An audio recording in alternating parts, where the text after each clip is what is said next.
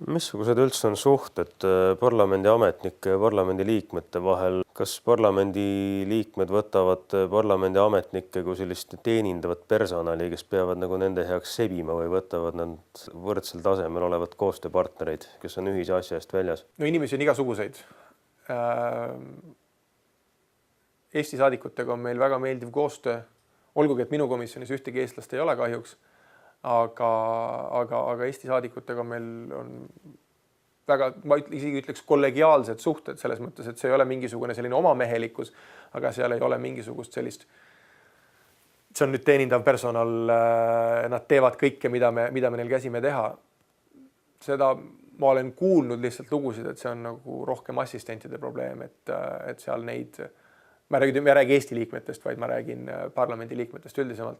Aga ma arvan, et assistentide ja liikmete roll, ma arvan, et see on mõned üksikud negatiivsed näited, kus parlamendisaadik arvab, et talle on mingisugused teenindajad lihtsalt valitud. Et see on, ma arvan, reeglina kui ma suhtlen parlamendi liikmetega ja nende assistentidega, siis tegelikult assistendid on need, kes on nende kõrval iga päev ja nemad on need, kes tegelikult aitavad neid kõige rohkem.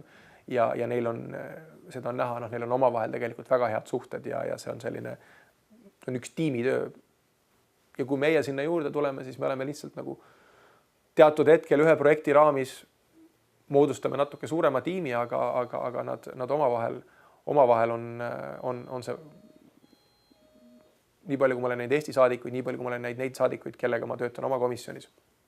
See on seal mingisugust üleolevat suhtumit tegelikult parlamendi liikmete poolt eriti ei ole. Parlament kui institutsioon üldiselt esindab Euroopa Liidu kodanikkonda ja parlamendi liikmed esindavad oma valijaid. Keda või mida esindate teie? Seda on mu käest küsitud ka parlamendi sees, sellepärast, et on palju ametnikke, kes tulevad tegelikult, kellel on teatud poliitiline taust, kes on töötanud varem kas poliitilistes gruppides, on töötanud mõne parlamendi saadiku assistendina. Minul endal mingisugust poliitilist tausta ei ole. Ma olin ennem, kui ma läksin parlamenti tööle, ma töötasin Eestis advokaadina. Ma ei esinda seal ei Eestit, ma ei esinda seal ei ühtegi poliitilist gruppi. Mina ise ei esinda kedagi. Ma aitan neid, kes esindavad ja see roll, mida me seal kanname, on tegelikult kantud ainult ühest eesmärgist ja see on see, et Euroopa Liit kui selline tegelikult toimiks. Me ei esinda rahvuslikke huve, me ei esinda poliitiliste gruppide huve selles mõttes, et rahvuslikud ja poliitiliste gruppide huvid on liikmete ja poliitiliste gruppide poolt kantud nii ehk naa. Nad on topelt kaetud nõukogus liikmesriikide poolt, mis puudutab meie ametkonda konkreetselt Euroopa Parlamendis ja mis puudutab komisjoni ametkonda, siis meie roll on eelkõige Euroopa Liidu sujuva toimimise tagamine. Loomulikult, mis ei tähenda seda, et ma elaksin mingisuguses vaakumis, et ma Eesti välisesindusega absoluutselt ei suhtle, aga ma ei aja seal mitte mingisugust Eesti joont. Samas ma nagu ei eita seda, et Eestil on mingisugused huvid, eks ole.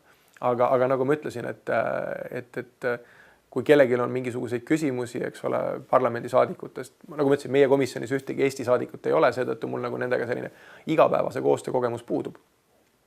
Aga kui keegi helistab mulle ja küsib näiteks, et kuule, et tean, et sa oled seal rahvusvahelise kaubanduse komisjonis, teil on seal mingisugune tekst, mis puudutab Gruusiat näiteks.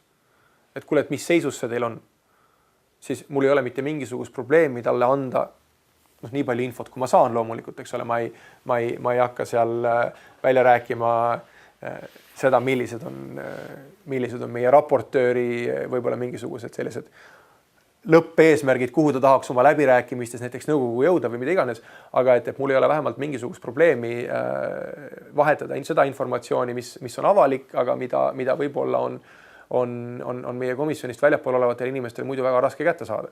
Ehk et selline